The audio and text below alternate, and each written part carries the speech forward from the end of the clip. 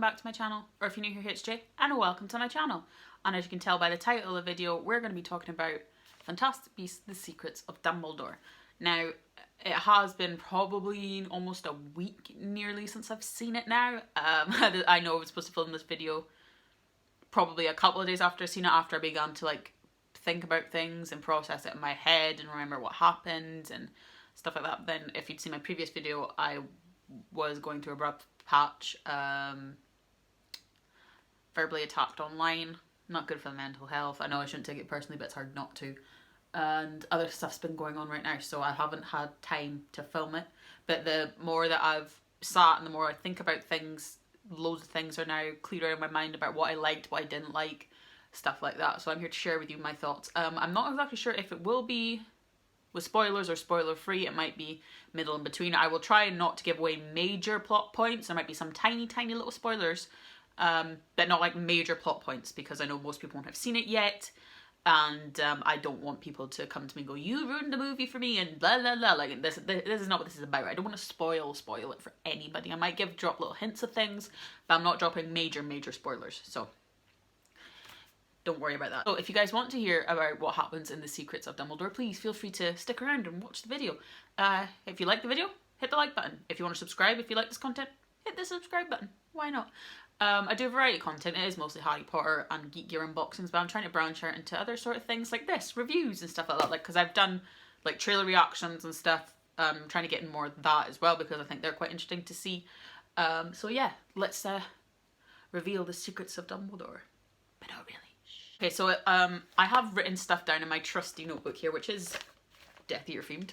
It was the first one I could find and I grabbed. So yeah, I've got my little notes about it. I will try and, like I said, not give spoilers, like major plot points, like about Credence is probably one of the major ones, which is I'm not going to tell you anything about that. And there's another thing that I'm probably not going to tell you either. It's about one of the beasts that has to do with the whole movie, that you get introduced to a new beast and it's got something to do with the plot of the movie. So I'm not going to be telling you anything about that beast. You'll have to check out that Fantastic Beast when you go and see the movie, because I'm not telling you anything about that or Credence. So there's going to be no spoilers about Credence. Nothing of that at all. So what I know is that it's set in 1930s, so we're slightly getting closer to the final duel between Albus and Grindelwald, because no doubt there probably will be a few more, just little ones. So they are getting closer to that. Obviously some people, if you have seen the movie, you've read the articles, that they're waiting to see how good this film does before they greenlight the 4th and the 5th, because obviously this franchise is not doing as well as the Harry Potter franchise, but I think that's clearly understandable. I'm not going to say a lot more thought was put into the Harry Potter movies, but they have novels that they pulled source material from, whereas this is coming directly from J.K. Rowling, and her mind and what she wants to happen. So it's coming straight from her, so there's not really source material to pull from. I think for me, as well, I don't know what it is about the Fantastic Beasts. I love them, don't get me wrong, I absolutely love them, but there's something missing from them. I don't know what it is, but something the Harry Potter movies had that this doesn't, and I can't put my finger on it, I can't put my wand on it, what that is. There's just something about the Harry Potters, and it's like, oh, it's Harry Potter, and then you just go, oh, it's Fantastic Beasts. There's something missing for me, and I can't put my finger on it. So I am hoping, even if they cut the 5th movie, that they have just a big 4th one. Maybe make it nearly 3 hours long. I know that's, people are like, oh, I don't want to sit for 3 hours, but Batman's 3 hours. This movie was 2.5. So if they even extended it by 30 minutes, they could get a lot more in there. So maybe if they just cut the 5th movie and then just did one final 4th one, I'd be fine with that, because I really don't want them to leave it where they left it, because this is not going to be a spoiler, but the ending of this one is so open-ended, it leads to a possibility for another movie. So I'm hoping it doesn't get cancelled and we get to see the final battle between Dumbledore and Grindelwald. As we all know, Grindelwald's on the move. He is at Nurmengard with Credence and Queenie and the rest of his gang of followers, and Dumbledore thinks the best thing to do to try and undermine him is to confuse him. So they're going to be, because obviously Grindelwald can see into the future. He can see visions. So they think the best thing to do is to confuse him. So he gets together, it's actually Dumbledore's first army, basically. If you think about the Harry Potters and how they did Dumbledore's army, this is technically Dumbledore's first army.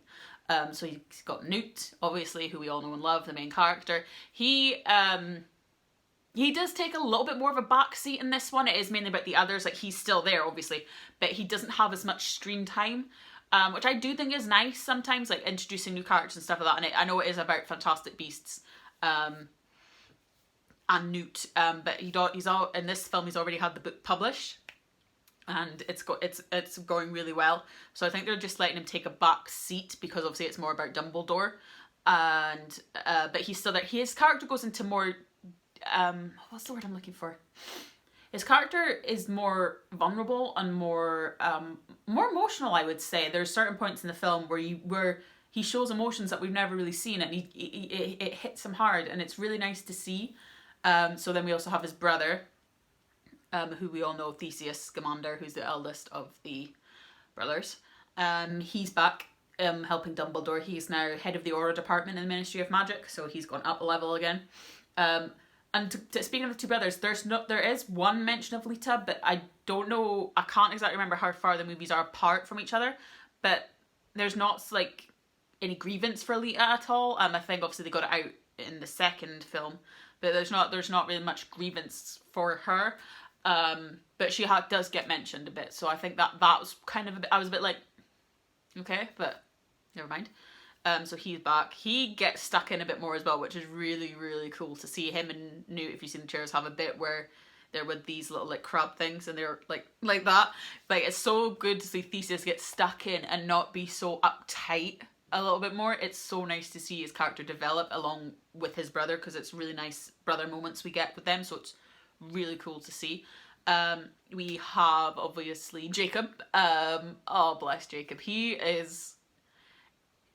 was one of my favourite things about this movie, actually. When I sat down at home and thought about the movie as a whole, Jacob was one of my favourites. He goes from being really sad, obviously, because he's lost Queenie. His bakery's not doing very well at the moment. He seems to have lost his passion, his drive. And then we see him get thrown into this adventure again, and he is so strong. He stands up to Grindelwald for one. He goes to stand up to Grindelwald. He holds his own more, so it's amazing to see his growth from being kind of like the bumbling idiot, to him getting stronger and more assertive in himself, and his confidence has grown. So it's really nice to see. We also get introduced to Lally Hicks, who is a professor at Ilvermorny. She was briefly seen in the last one, like when Flamel was looking through the book and you see her. That was her. She's amazing, like straight off the bat, like a breath of fresh air to these movies. Like, just the woman character that you really want in a movie, like the strong heroine character. That's how I describe her. She's brilliant. She's funny. She's full of sass. She's just a nice, like, there's something about her that you're just like drawn to her. That she's just amazing. Like, she's an amazing witch, completely fantastically talented. So I absolutely love her. Hopefully if they get a fourth movie, like, she sticks around. I really hope she sticks around and she doesn't go anywhere. Also, we have Bunty. She gets a bigger role in this. And when you first see her in The Crimes of Grindelwald, you think, she's in love with Newt, she's going to be annoying, she's going to try and flirt with him, or she's just going to try to be like, da-da-da. Not like that at all. Not like that at all. I think she's realised that obviously Newt likes Tina, and she's missed her chance a little bit, which is a bit sad, but she's given more of a responsible role, like in looking after the beasts and stuff like that. And you see more of her personality come out, and she's actually a very strong woman. She tries to be funny, and it comes across funny because it's not as funny as you think it is, but she's just like so bubbly and cute, and she just still loves Newt, but she's just I think she's doing this for Newt because obviously she loves Newt. But to see her also hold her own and be more in the movie is great to see, because we just got like almost like a glimpse of her in Crimes of Grindelwald. We just thought, what's she doing there? What's the point of her? But then you do realise the point of her, because Newt needs someone else to look after the beast as well. Like, he's got all of them flailing about everywhere, and it's insane. And we also have Yusuf Karma from the last one, who is obviously Lestrange. who's part of the strange family. He also kind of has lesser of a role. He's not on screen as often, but he does play a key role in the movies. I won't kind of give that away either because I think it is a little bit of a spoiler alert. Well, not really like big spoilers, but like teeny thing. Like he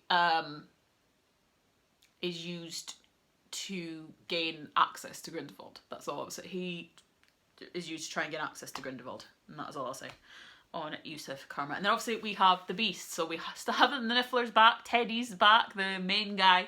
He's so funny, and Pickett. They are great because they supply much of the comic relief, because this movie is dark at points. A lot of danger in this movie, and those two are amazing together. They make a great duo. They provide a little bit more of the comic relief on the side, and plus it's really, really cute to look at. Like, the first time when they come out, when you see Teddy, like when they're all together, he's so cute, and Pickett stands his ground as well. Pickett's getting there. Pickett's getting to be like a strongbow trucker. Like, he's ready to go. He's ready to be in Newt's right hand pocket. He's Newt's right hand pocket little dude. Teddy's just obviously still there for the gold, the silver, like anything shiny that he wants, but he proves useful this time, and they make a great pairing. Like, they're absolutely amazing to see as well. And then obviously we have Dumbledore's brother being introduced in this. We have Aberforth Dumbledore, played exactly how I thought he would be played, like the stern older brother. Obviously, if you know the history of the Dumbledores, he's not exactly Albus's biggest fan. Like, he's not the fan of his brother and the relationship that he had with Grindelwald at the time. Obviously, if you know about their sister, he blames Dumbledore for that. He punched her at their funeral and broke his nose. But they're trying to put that, I think Dumbledore's trying to build, in this movie, Dumbledore's trying to build the bridge there and be nice to his brother, but his brother just is not having it just now. He knows what Dumbledore's like. He doesn't trust, I don't think he does trust his brother, but doesn't trust him on a level that he doesn't trust that he might not go running back to Grindelwald if the opportunity arose. I don't know. But he is played brilliantly. What I thought he would be. You do feel sorry for him. Like, you see the contrast between the brothers. Like, you have the Scamander brothers and the Dumbledore brothers, and you can see the dynamics working with the older brothers to the younger ones, and how the younger ones are turning out to be more slightly represent more of the older one than the older brothers do. So it's nice to see the contrast as well, because they're not exactly the same. You can see the differences between how Newt and Theseus do have a relationship. Like, they don't hate each other. They just have different understandings of how the world works, how they see the world, what the world should be like, and how it should be run, and what should be going on. Whereas with Dumbledore and Aberforth, they literally do have a relationship, but it's like hanging on by a thread. So yeah.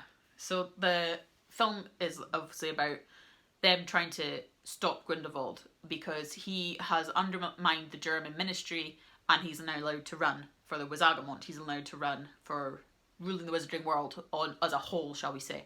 So they need to make sure that doesn't happen, and that is what centres around the new beast that we see in the movie. I'm not going to give away a lot of it about what the beast is, what it does, and why they need it, but it's centrepiece, and both sides are after it because they need it for this, to save the Wizarding World. Like, this beast is the one thing that can stop Grindelwald from conquering the Wizarding World, and so their tactic is to confuse him, because obviously, like I said, he can see the future, so it's confusing him as if to be like, there's so many different plot points going on that one of them must be true and one of them can't be true, and then one of them's true. Like, they're confusing him by knowing that his gift to see the future, they are attempting to confuse him. So, and obviously we have Albus Dumbledore back, who is played by Jude Law.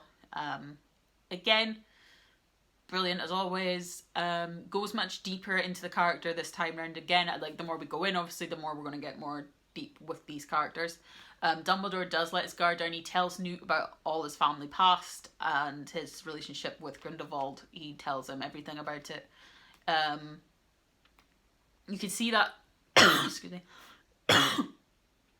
You can see Dumbledore really wanting Grindelwald just to listen to Dumbledore, you can really see Dumbledore just wanting Grindelwald to give this up because he still loves him. He admits it in the trailer that we've all seen, that he admitted that he did it because he was in love with him. He clearly is still in love with him. He just wants his partner back. He just wants Grindelwald to stop all this and just live peacefully. And then he's also torn with the fact that he knows he has to stop him because he knows he can't change him. He hopes he can change him, but it's not going to happen. You can see the torment between him, that he wants to do what's right, but he's trying to fall between his head and his heart. That's what Dumbledore's trying to do. He's trying to go between his head and his heart. He wants it to end with no casualties, with like nothing happening, but he knows that he's going to have to take down Grindelwald because Grindelwald will not let that happen. And speaking of Grindelwald, he obviously is not Johnny Depp anymore. He is now played by Mads Mikkelsen, who I'm biased because I love him. I loved him before I knew he was going to get cast in Fantastic Beasts. I've seen him in many different movies, and he's a brilliant, brilliant actor. He makes the role his own, and he said it in many interviews that like it would be suicide to try and copy Depp, because obviously they're different actors, they're going to bring different styles and like everything to the role, so he needed to make it his own in a way of like bridging the two, and I think he did that really well. The thing with Mads is he's always a good actor because you can always see him in the scene and he doesn't come out and there's always something behind his eyes. It's not like he's thinking. It's like he's feeling what the character's feeling. He's not doing like method or that, but he's in the moment.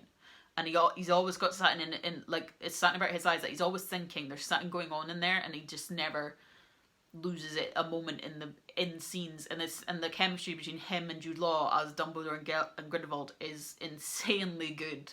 Like, the chemistry, and you can tell that they've had a history, and you can tell that there's feelings down there that they both have, but they can't let it come between what they both want, because Grindelwald wants to take over the Wizarding World and Dumbledore wants the Wizarding World to live at peace. And it's insane to see them act together.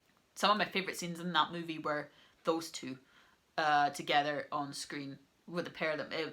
It was just insane to watch. Like, the intensity that they have, the character development that they have shown, that they've done research and they've done loads of preparing for this, because obviously there is that history there, and knowing the history is so important, and it's insane the amount of chemistry that they have on screen, and you can see it in their eyes, and you can see that they are thinking about their characters and like how they're feeling, and it's insane to watch. Like, it's so good. The thing that confused me the most as well in this movie was, like, obviously if we've seen the trailer, that Dumbledore does go against Credence, like, in a fight. That was so confusing, but I think I got it in the end. It was like, I won't give loads away about the fight, but Dumbledore kind of flipped them into an alternate reality where it was the same as it was. Like, it was like reverse, like he flipped the world. It was the same either side, but no one could get hurt on the side that they flipped them to. It was like mirrored versions of everything. So like if there was like a muggles or like cars coming that like they could blow them up and they could do things, but no one on the real side of the world that they were supposed to be on would get hurt. I don't know how he did it. It still is confusing. But the cinematography in this movie is like a whole nother freaking level. I don't know how he managed to flip them.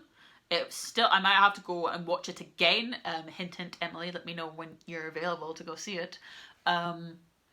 So I don't know how he did it. I really want to figure that out. That battle scene is intense as hell. Credence looks like Snape in this movie. I don't know. I think we could all tell that. Like, his hair, his face, he's even got like a nose. He's Snape. And I think I heard theories, this is not true, so it's a theory, that he is possibly Snape's grandfather or something like that. But I really don't think that. I don't know if that's true or not. I might have to do some more research on that. But he looks like Snape in this movie, not gonna say. He is a poor soul in this movie, though. No, he wasn't a poor soul before, because he thought he could trust Grindelwald, and everything that he was saying was the truth.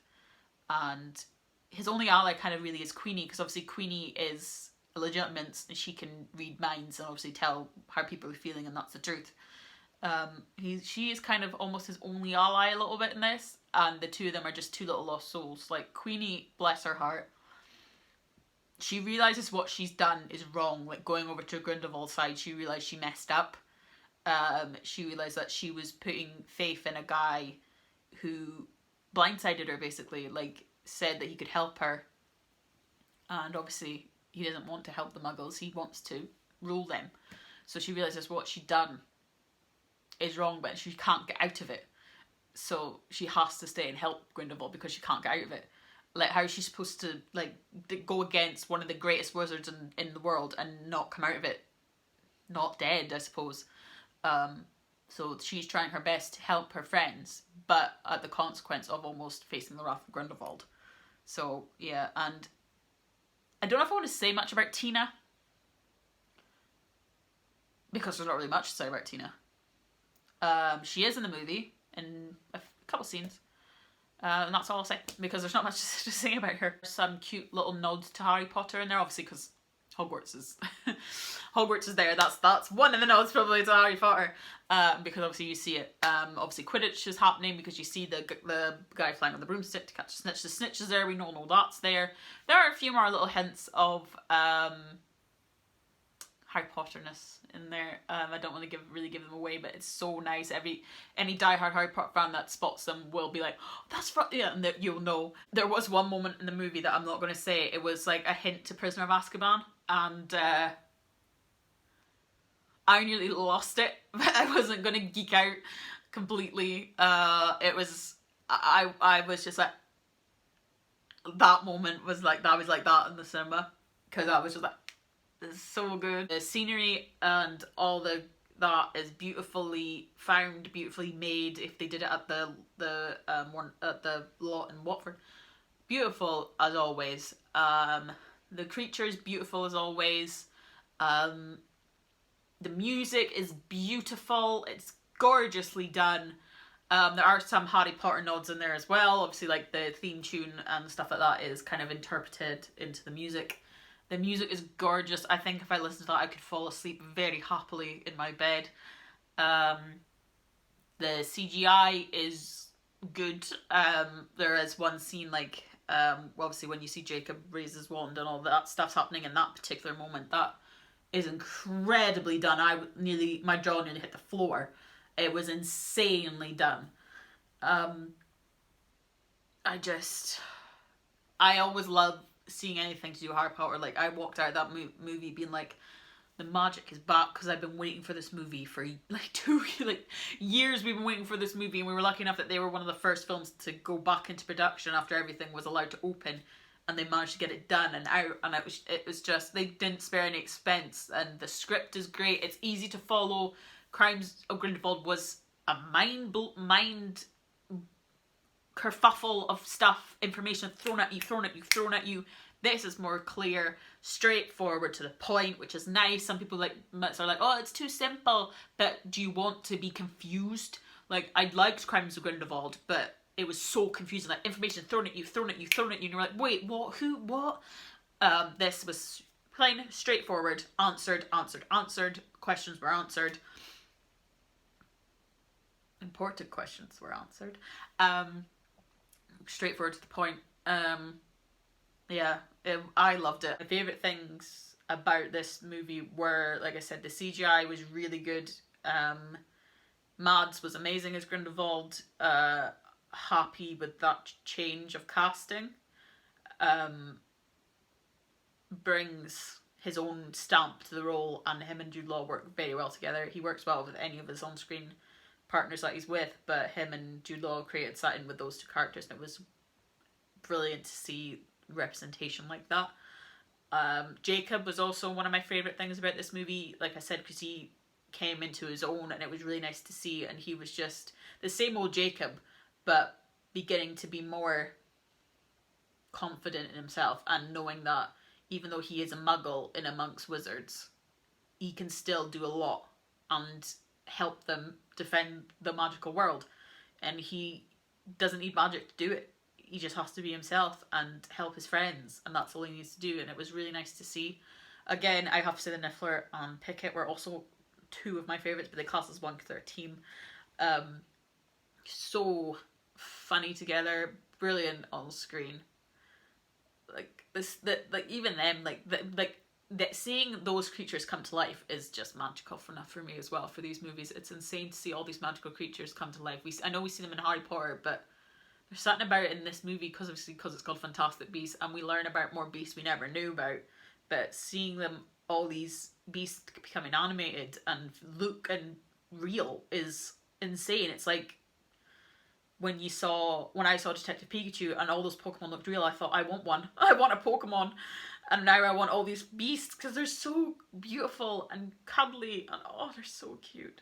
And I will say Lolly Hicks is one of my favourite characters now as well. I just love her. Like, her energy is just insane. Like, you just can't help but not like her. There's something about her. I can't put my finger on what it is, but there's something about her that I just love. I think it's her confidence, her strength, and the fact that she knows she's good at what she does. And it's really cool to see that feminine confidence on screen. It's insane.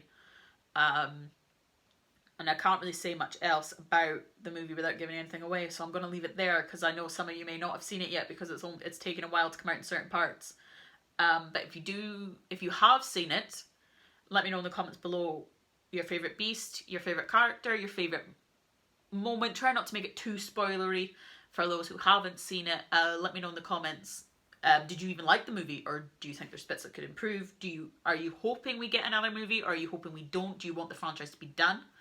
Let me know in the comments below. Why not? If you did like this video, please hit the like button.